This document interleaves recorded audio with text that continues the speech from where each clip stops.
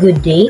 Today, I will be presenting the different therapeutic and treatment programs implemented by three key correctional agencies in the Philippines: the Parole and Probation Administration or PPA, the Bureau of Jail Management and Penology or BJMP, and the Bureau of Corrections or BUCOR.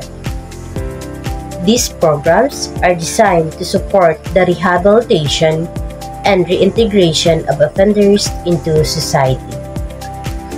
Let's begin with the Parole and Probation Administration or PPA.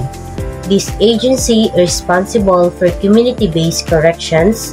One of its key programs is the Therapeutic Community Modality Program, which focuses on discipline and positive behavior among probationers and parolees.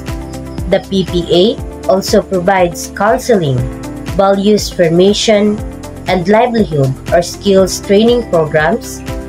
These efforts aim to reduce repeat offenses and help individuals successfully reintegrate into their communities. Next, we have the Bureau of Jail Management and Penology or BJMP. This agency manages city and municipal jails. It implements the Therapeutic Community Program within jails to help persons deprived of liberty or PDLs change their behavior. BJMP also offers education, livelihood training, religious guidance, and psychological counseling. These services support the personal development of inmates and prepare them for life after release.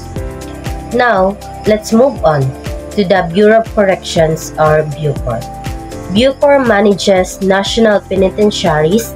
Its inmate welfare and development program includes formal education, vocational training, and work programs. They also offer drug rehabilitation for inmates struggling with addiction. These programs are focused on reformation, skill development, and preparing inmates for reintegration into society.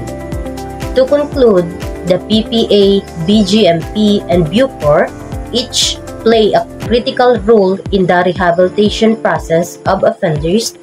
Through various treatment programs, they promote second chances, reduce recidivism, and help to build a safer communities.